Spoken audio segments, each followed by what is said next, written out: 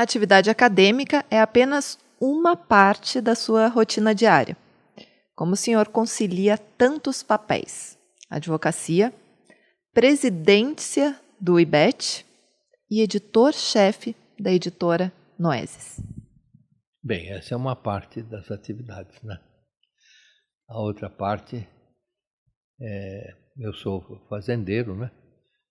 Tenho uma fazenda no interior de São Paulo, no centro geográfico de São Paulo, entre Botucatu e São Manuel, e isso me consome também, consome energia, né? E essa é a parte legal, vamos dizer assim. E não é, né? Porque dá muito trabalho. Dá muito trabalho.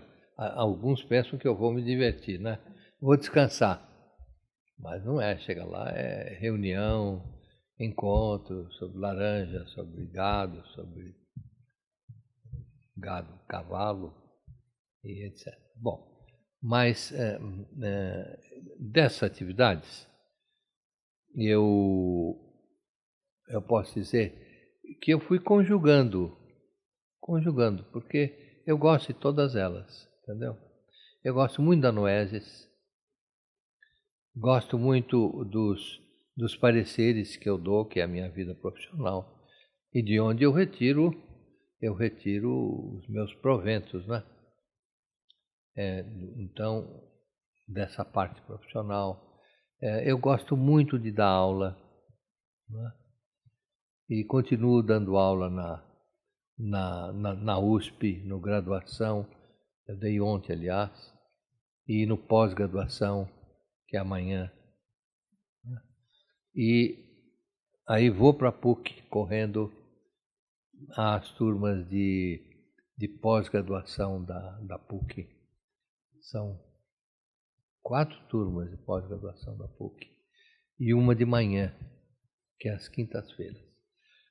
É uma atividade intensa. Evidentemente, eu não fico lá o tempo todo, né? Eu dou a aula, a primeira aula, depois os assistentes fazem um seminário e as coisas andam assim. Eu gosto muito dessa parte acadêmica.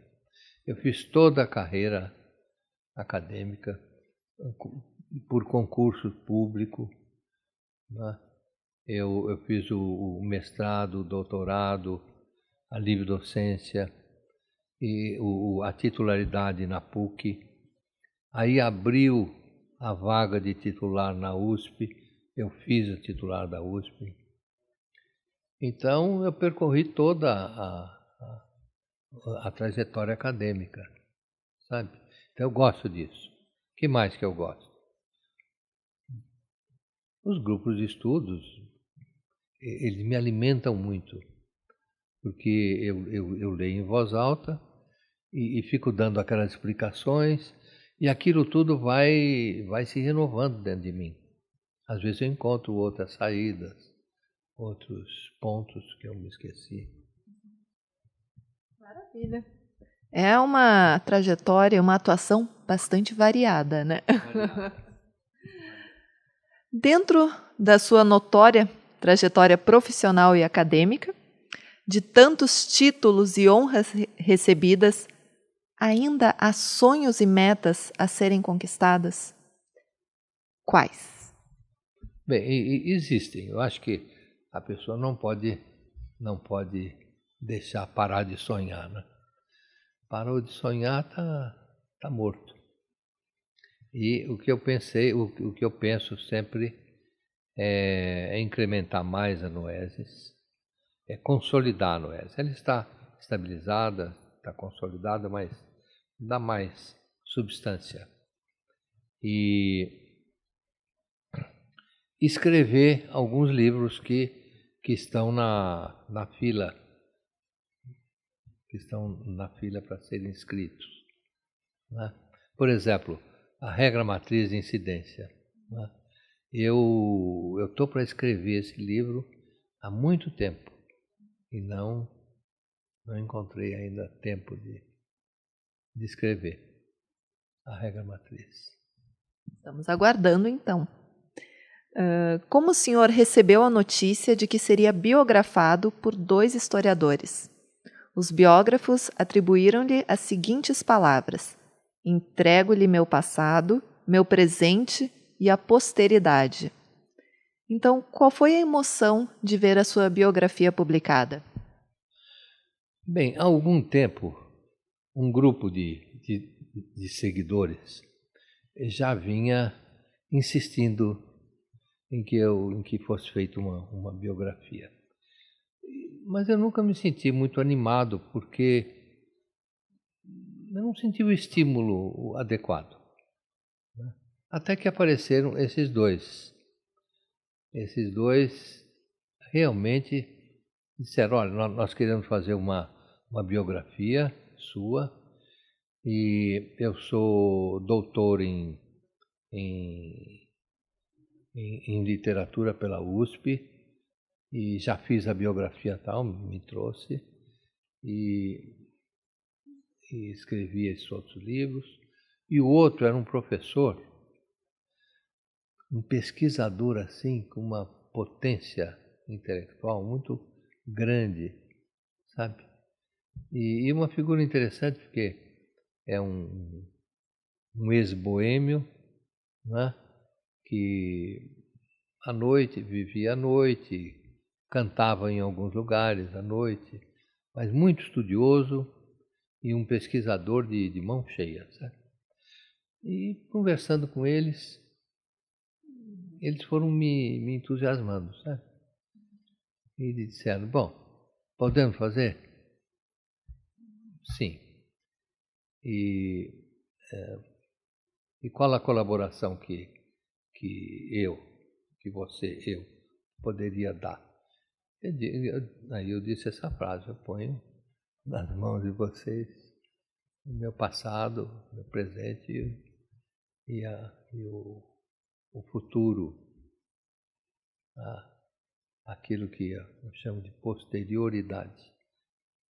Nós falamos anterior, posterior, não é?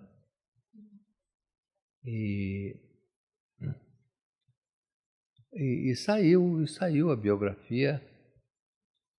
Ontem mesmo o ministro Barroso me mandou uma nota, a gente tinha gostado muito. Eles escrevem bem, e é uma linguagem, às vezes, muitas vezes, coloquial, certo? Então, eu cedi fotografias, abri espaços, eles fizeram. E se a gente voltasse no tempo? Se o professor Paulo de Barros Carvalho, de 50 anos atrás, se a gente pudesse perguntar para ele se ele imaginaria que a vida dele seria assim, se ele faria tanta coisa, ele imaginaria isso? Não. Porque isso foi surgindo aos poucos, sabe? Quem sabe há 50 anos, mas foi surgindo aos poucos.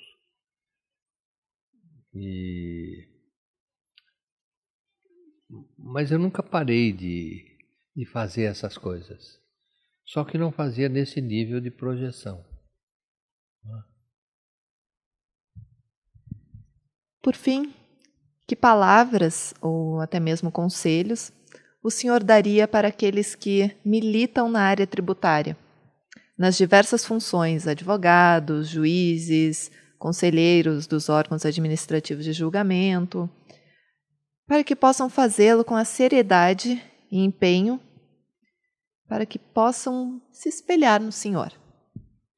Eu diria para dar uma importância grande à teoria geral do direito, porque aí a qualquer momento nós podemos empregar esses conceitos em qualquer setor do direito, inclusive o tributário. E ninguém cresce sem um pouco de filosofia. Um pouco. Ninguém. Eu não conheço um economista, um antropólogo, um sociólogo que tenha adquirido projeção sem conhecer filosofia. Agora, evidentemente que para ter um bom desempenho não é preciso ser um filósofo, mas ter essa preocupação, saber que existe a filosofia, ler alguma coisa, não é?